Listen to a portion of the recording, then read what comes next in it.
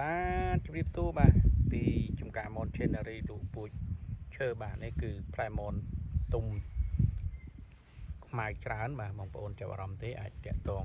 បានបាទនេះបាទទុំស្វាយតែម្ដងបងប្អូនបាទ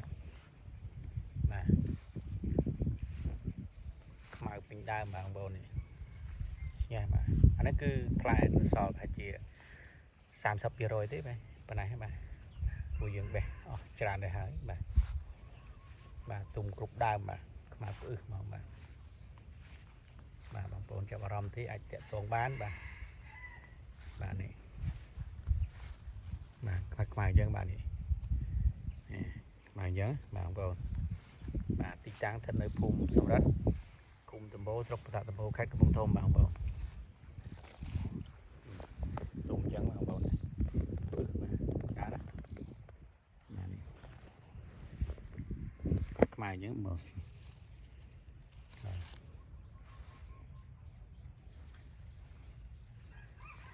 វាទុំខ្មៅអញ្ចឹងទៅគឺរសជាតិវាអត់ជូរទេបាទគឺផ្អែមបាទផ្អែមឆ្ងាញ់តែម្ដងបាទ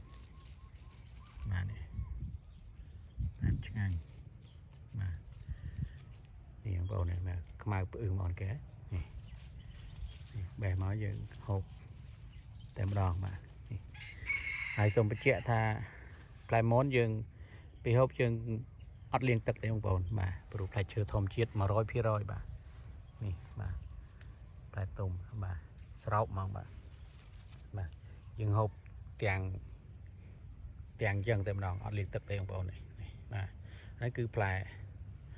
អត់ចូលទេបាទផ្លែវាល្អបាទខ្ញុំហូបឲ្យមើលបាទផ្អើមហើយបងទីតាំងស្ថិតនៅភូមិសំរិទ្ធឃុំដំបូលស្រុកប្រតាក់ដំបូលខេត្តកំពង់ធំបាទហើយខ្ញុំក៏មានពូជសម្រាប់លក់ដែរបងប្អូននេះឃើញទេបងប្អូនអាខ្វាច់ខ្មៅហ្នឹងគឺផ្លែបាទផ្លែទុំបាទផ្អឹសមក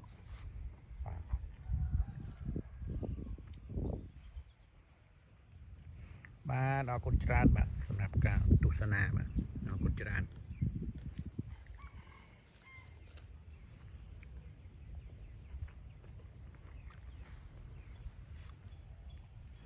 វគ្គនេះផ្លែនៅសល់តែជា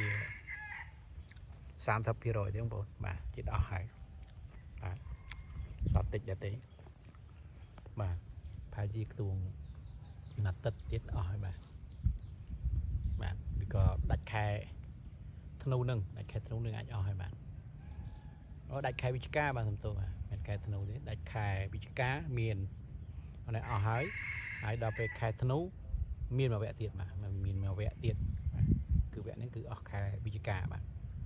អរគុណច្រើន